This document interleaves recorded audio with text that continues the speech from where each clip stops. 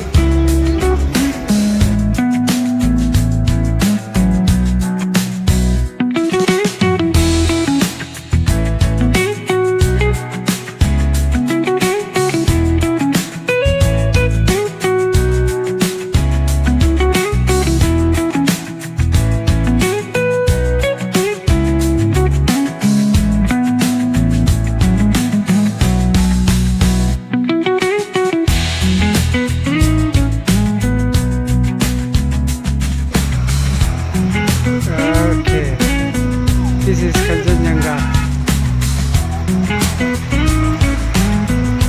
ये के भन्नुभएको थियो? अब यता घुमाउनु त। ये के भन्नुभएको थियो?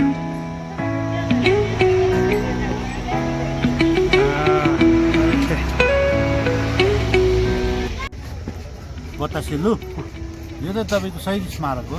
ए बतासे लुप यसो ट्रेन आउँछ, घुम्छ, वरिपरि यहाँ रोक्छ ट्रेन।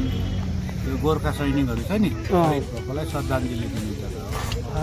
अच्छा अच्छा हुन्छ, दूरबिनले हेर्नुभयो, बुझ्नुभयो सबै दूरबिनबाट। Thank you. दाउरा टिप्नु जाने हो क्या?